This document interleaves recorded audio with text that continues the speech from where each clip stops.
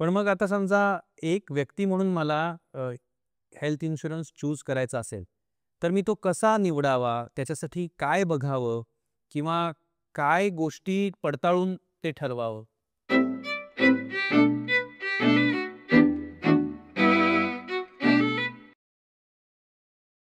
Sir मला खरं सांगा, आरोग्य विम्याचं खरं महत्त्व मला कधी कळणार आहे? आजारपणात. आजारपणात. म्हणजे ज्यावेळी मी त्याच्यासाठी क्लेम करणार आहे, बरोबर आहे? अदरवाईज इन्शुरन्स काय एक पीस ऑफ पेपर आहे. मी तुम्हाला सांगणार, मी तुम्हाला एवढं कव्हर देतो, याच्यात एवढे फीचर्स आहेत. पण ज्यावेळी ते मी वापरणार आहे, ते वापरायच्या वेळी जर मला त्याचा त्रास झाला, मी हॉस्पिटलमध्ये ॲडमिट असणार आहे आणि त्यावेळी जर मला त्या सेवेचा लाभ मिळाला नाही, तर मला काही उपयोग आहे का त्याचा? बिलकुलच नाही. मी आजारी आहे, मी पेशंट आहे आणि माझा इन्शुरन्स मला अप्रूव्हल मिळत नाही. मी तिथनं ओरडतोय, बोलतोय, भांडतोय. मला उपयोग होईल का? नाही. माझी पॉलिसी किती सुंदर असू दे, त्यात किती फीचर असू द्या, ती स्वस्त असू द्या, पण जर वेळेवर मला तिथं त्याचा व्यवस्थित सेवेचा लाभ मिळाला नाही, तर उपयोग होईल का? नाही. म्हणून विमा घेताना सर्वप्रथम आपण हे बघितलं पाहिजे, की ज्या कंपनीचा आपण विमा घेतो, त्यांचं क्लेम सेटलमेंट कसं आहे? आणि मी सांगेन हे ऑनलाईनच्या रेशोवर जाऊ नका. प्रॅक्टिकली तुमच्या जवळच्या म्हणजे इमर्जन्सी आल्यावर मी कुठल्या हॉस्पिटलला जाणार आहे किंवा माझ्या ओळखीचे डॉक्टर मला कुठे ॲडमिट करायला सांगणार आहेत. तिथे जाऊन तिथे एक टी-पी-ए डेस्क असतं, तिथे माहिती काढायची. रिसेंटली एक आय-टी क्षेत्रातली मुलगी होती. तिला तिच्या आई-वडिलांसाठी विमा घ्यायचा होता. तिने लिटरली जेवढे पुण्यातले मेजर हॉस्पिटल आहेत, 7 ते 8 हॉस्पिटल म्हणजे ती राहते वानवडीला. तर ती वानवडीपासून बाणेरपर्यंत असलेल्या सगळ्या 7-8 हॉस्पिटलला जाऊन व्हिजिट करून आली. तिने फीडबॅक घेतला आणि मग तिने पॉलिसी पर्चेस केली. तिने 1 आठवडा त्यासाठी स्पेंड केला. बघा, जी गोष्ट आपल्याला लाईफटाईम मला सांगा तुम्हाला घर घ्यायचं असेल, तुम्ही किती घरं बघता? बघता की नाही वास्तुनिसूर बरोबर आहे की नाही? मग तुम्ही विमा जो घेणार आहे, त्याची सर्व्हिस कशी आहे, ही तुम्ही माहिती न घेता जर फक्त फीचर्सवर घेतली तर उपयोग आहे का? नाही. तर मी म्हणेल की त्याचं क्लेमच्या वेळी कसं सेटलमेंट आहे, हा सगळ्यात महत्त्वाचा भाग बघायला पाहिजे. त्या व्यतिरिक्त त्या पॉलिसीचे नियम आहेत, ते वाचले गेले पाहिजेत. थोडा वेळ आपल्याला द्यावा लागेल. आपण जर आपल्या फॅमिलीसाठी ती गोष्ट गरजेची आहे, तर त्यासाठी आपण वेळ दिला पाहिजे आणि त्याच्याबद्दल पूर्ण विचार करून निर्णय घेतला गेला पाहिजे. हा काही घाईघाईत घेण्यासारखा निर्णय नाहीये. पूर्णपणे समजून त्याच्यावरती विचार करून आपल्याला काय गरजेचं आहे आणि बघा वाईट असं वाटतं, की जो व्यक्ती श्रीमंत आहे त्याच्याकडे मोठा विमा आहे आणि ज्याच्याकडे पैशाची कमतरता त्याच्याकडे सगळ्यात कमी आहे. ओके. कारण की मला खरं सांगा, वेळेवर मोठा खर्च आला तर श्रीमंत व्यक्ती मॅनेज करू शकतं की नाही? आणि गरीब व्यक्तीला ते जमणार आहे का? नाही. पण तफावत अशी आहे, की ती व्यक्ती कमी आहे. त्यात कुठे आम्ही पण लोकं कमी पडतो, कुठं कंपन्यासुद्धा कमी पडत असतील. पण काळानुसार त्यात बदल होतात आहेत आणि येणाऱ्या काळात मला वाटतं हे प्रमाण नक्की खूप चांगल्या पद्धतीने वाढेल. विमा घेताना मला वाटतं 2 गोष्टी आवर्जून बघायला हव्यात. त्याच्याबद्दल थोडंसं तुम्ही जर आम्हाला गाईडन्स करू शकला तर खूपच चांगलं होईल. एक, की फाईन प्रिंट हा एक शब्द बऱ्याचदा ऐकू येतो. तो काय आहे? आणि नेटवर्क हॉस्पिटल्स म्हणजे नेमकं काय असतं? हे बघा आता फाईन प्रिंट म्हणजे काय? हॉस्पिटल आपण कुठलीही पॉलिसी घेतो, त्या पॉलिसीचे टर्म्स अँड कंडिशन्स असतात. आता टर्म्स अँड कंडिशन्समध्ये आपण फीचर्स बघतो. आपण सर्वप्रथम काय बघायला एक्सक्लुजन्स बघायला पाहिजे. पॉलिसीच्या अंतर्गत काय कव्हर होत नाही. ओके. जर जे कव्हर होत नाही ते सोडून सगळंच कव्हर होतं. ओके. तर एक्सक्लुजनचा जो कॉलम आहे ना, तो बऱ्याचदा आपण वाचत नाही. ओके. आणि मग बऱ्याच वेळा आपल्या मनात एक भावना निर्माण होते, की इन्शुरन्स करून काही उपयोग नाही. पण जर आपण ते नियमांचं नीट वाचन केलं असेल फाईन प्रिंटचा, तर आपल्याला लक्षात येतं, की कंपनीने जो दावा दिलेला आहे, त्याला नियमाप्रमाणे ते बरोबर आहेत. तर तेच न समजून आपण ती वस्तू विकत घेतो. बऱ्याच वेळा ऑनलाईनमध्ये असं सांगितलं जातं, की तुम्हाला सगळं कव्हर आहे. तुम्हाला काही वेटिंग पिरियड नंतर पॉलिसी हातात आल्यानंतर कळतं, की अरे किंवा आपण जेव्हा प्रत्यक्ष अनुभवतो त्यावेळी कळतं, की बाबा याच्यात हे वेटिंग पिरियड ॲप्लिकेबल आहेत. तर ते फाईन प्रिंट म्हणजे काय पॉलिसी वर्डिंग आहे. ते आपण नीट अभ्यासलं पाहिजे. त्यातला एक्सक्लुजनचा जो कॉलम आहे, तो व्यवस्थित वाचून घेतला पाहिजे. का? आता बऱ्याच लोकांना काय वाटतं, की मी स्मोकर आहे. मी पॉलिसीत लिहिलं मी स्मोकिंग करतो. बरोबर? तर मला स्मोकिंगमुळं काही झालं तरी कव्हर आहे. जेव्हा की जनरल एक्सक्लुजनमध्ये जर तुम्ही तुमच्या शरीराला अपायकारक जर काही गोष्टी कराल, त्या पर्मनंट एक्सक्लुजनमध्ये. म्हणजे जर एखादा एक्सेसिव्ह ड्रिंक करत असेल, एक्सेसिव्ह स्मोकिंग करत असेल आणि त्याला उद्या त्याच्यामुळे काही आजार झाला, तर त्याचं कव्हर कुठलीही कंपनी देत नाही. जरी तुम्ही विम्याअंतर्गत मेन्शन केलं असेल तरी. तर ही माहिती मिळणं खूप गरजेचं आहे. कारण की मी चुकीची लाईफस्टाईल जगतोय. आणि त्याबरोबर त्याचे रूल समजून नाही घेते, तर उद्या संकटाच्या काळी कोण रडणार आहे? मीच रडणार आहे. हे समजून घेऊन तो घेईन आणि मला इथं वाटतं तोच विमा सल्लागाराचं काम आहे. पॉलिसी विकणं हे काम नाहीये. त्याला त्यातल्या खाचाखळगे समजून सांगणं हे गरजेचं आहे आणि ज्यावेळी त्याला वेळ येणार आहे, त्यावेळी त्याला मदत करणं हे काम आहे. आणि मला असं वाटतं त्याच्यासारखा आनंद नाही.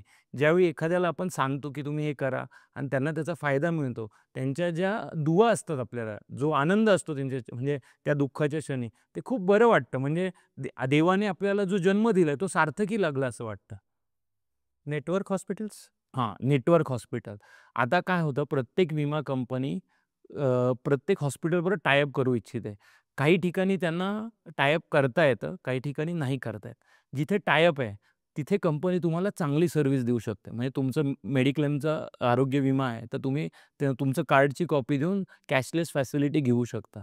त्यात तुमचं 2 प्रकारे फायदा आहे. एक तर इन्शुरन्स कंपनी काय करते, हॉस्पिटलबरोबर रेट्स काही प्रमाणात निगोशिएट करते.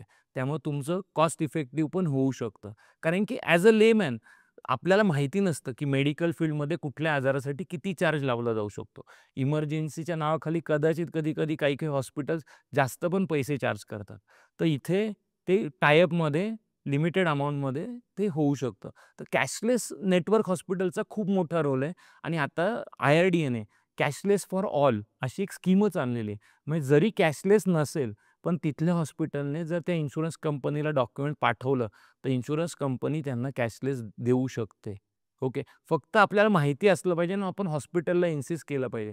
त्याच्यात एक आहे की हॉस्पिटलला पैसे यायला काही कालावधी थांबावा लागतो.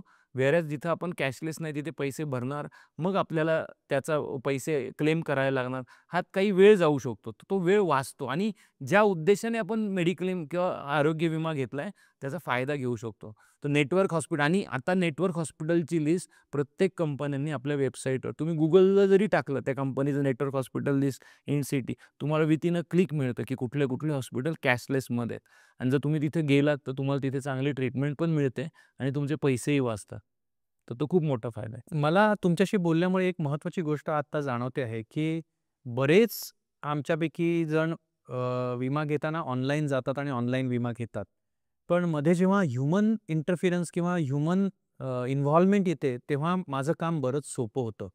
जेव्हा म्हणजे मी इथे क्लिअरली मेन्शन करू इच्छितो, की आपण हे काही प्रमोट करत नाहीये. पण जेव्हा मी एखाद्या तज्ञाची मदत त्या क्षेत्रातली घेतो, तेव्हा बऱ्याच गोष्टींसाठी त्यात मला वेळ कमी घालायला लागतो आणि त्यामुळे माझ्या वेळेची बचत होते, जी माझ्यासाठी उपयोगाची ठरू शकते.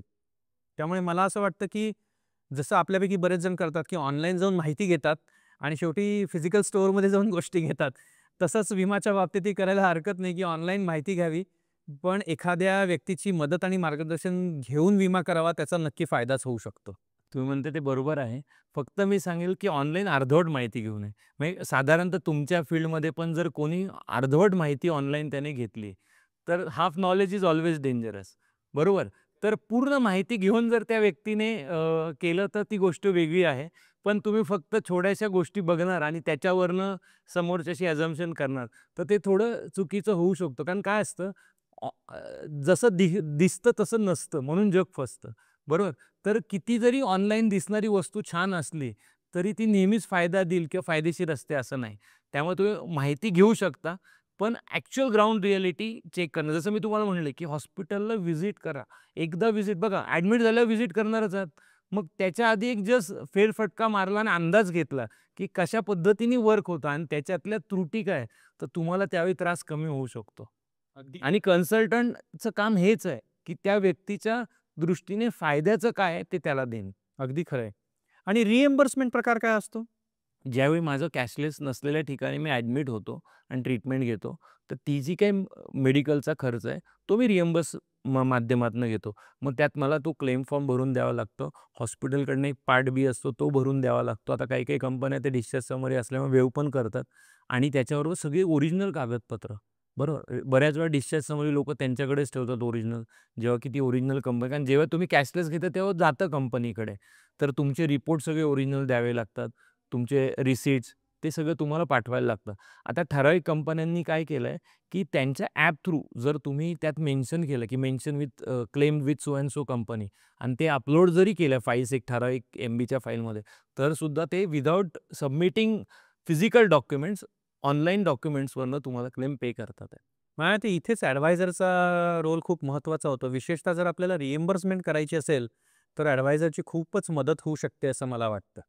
Definitely sir. म्हणजे मी म्हणेल, की मला कॅशलेस झाल्यामुळे काम सोपं आहे. पण रिइंबर्समेंटच्या इथे मला जास्त लोकांना माहिती देऊन ते काम करावं लागतं. हां आणि महत्त्वाचं रिइंबर्समेंट क्लेममध्ये होणारी एक लोकांची चूक. लोकं काय करतात डिस्चार्ज झाल्यानंतर आम्हाला कळवतात, की मी ॲडमिट होतो. नियम असा आहे, की मी हॉस्पिटलमध्ये ॲडमिट झाल्यानंतर 48 तासाच्या आत विमा कंपनीला, काही कंपन्यांना 24 तासाच्या आत कळवणं गरजेचं आहे. आज तुम्ही टोल फ्री नंबरवर कळवू शकता, ईमेल करू शकता. भरपूर WhatsAppद्वारे सुद्धा तुम्ही क्लेम इंटिमेशन देऊ शकता. एक 4 गोष्टी लिहायच्या असतात. हा पेशंट आहे, ह्या डॉक्टरांच्या अंडर ह्या हॉस्पिटलला इतक्या वाजता ॲडमिट झालं. एवढं एक छोटंसं इंटिमेशन गरजेचं आहे आणि डिस्चार्ज नंतर जी काही ठराविक मुदत आहे 30 दिवसाचा म्हणा, 15 दिवस प्रत्येक कंपनी तेवढ्या दिवसात आपल्याला ते सबमिट करावं लागतं. जर इथे कुठे विलंब झाला, तर त्या विलंबाचं कारण आपल्याला त्याच्याबरोबर जोडावं लागतं. ओके.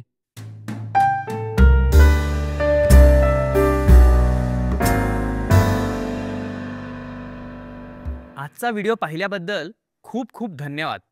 तुमच्याकडे काही प्रश्न असतील तर कमेंटमध्ये नक्की विचारा.